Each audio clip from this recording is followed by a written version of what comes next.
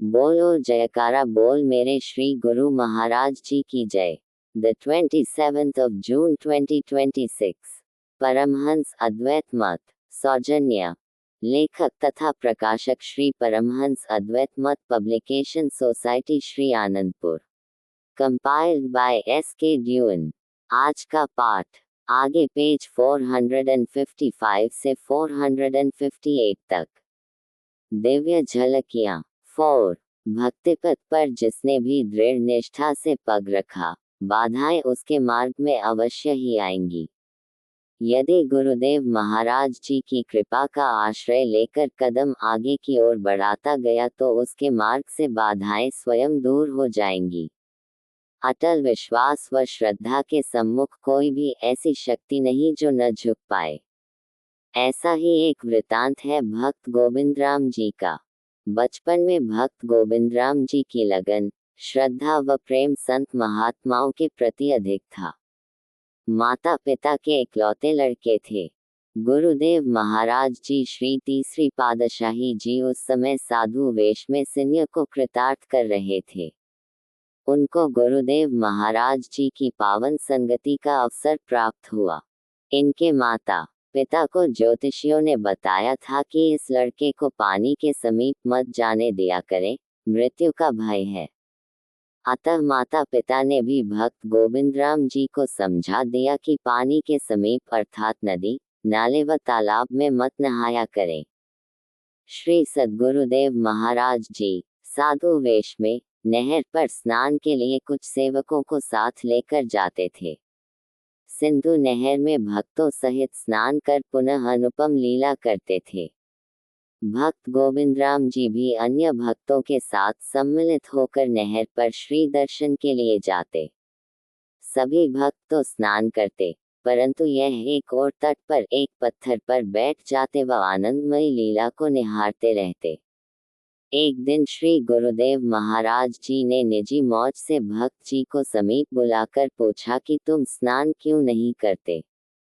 भक्त जी ने माता पिता द्वारा बताई गई शंका का वृतांत आपके श्री चरणों में विनय किया। आपने फरमाया कि भय की कोई बात नहीं, आओ नहर में निःशंक होकर स्नान करो। भक्त जी श्री आज्ञा पाकर नहर में कूद पड़े।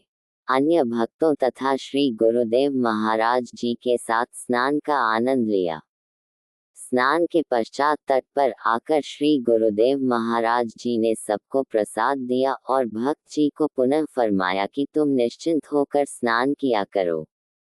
उस दिन से भक्त जी नित्य प्रति नहर में स्नान करने लगे और उनका भय दूर हो गया तथा जो आशंका ज्योतिषियों ने प्रकट की थी, वह भी सब दूर हो गई।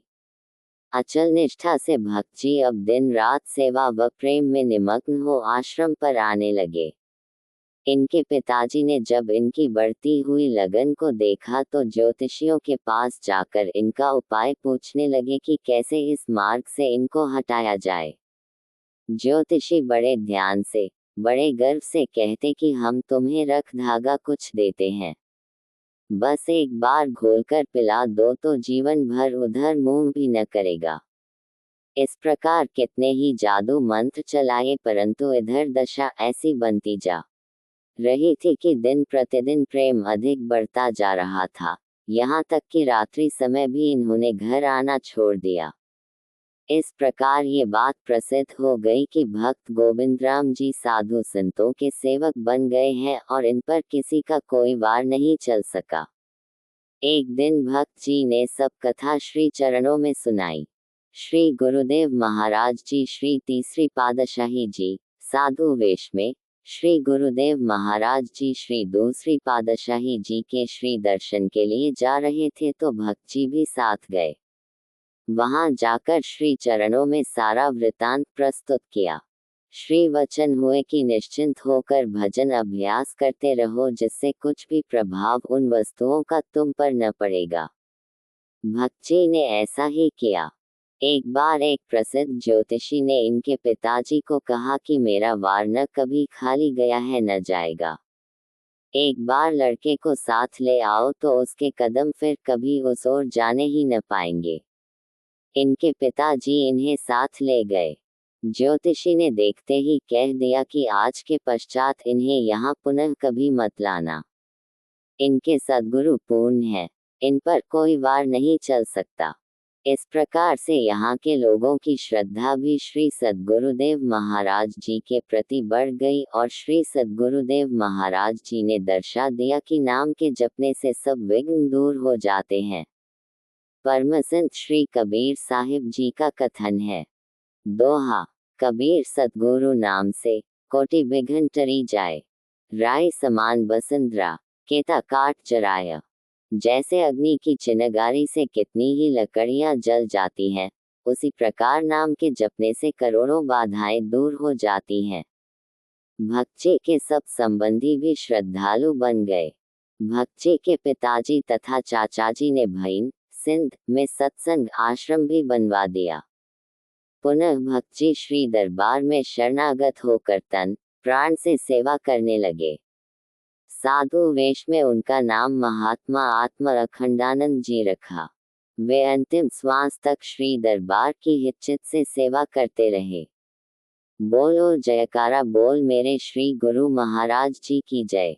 अगले पाठ में श्री श्री 108 श्री स्वामी वैराग्य आनंद जी महाराज। कल पाठ में दिव्य झलकियां भाग 5 पेज 458 से आगे। बोलो जयकारा बोल मेरे श्री गुरु महाराज जी की जय। Complied by S. K. Dewan।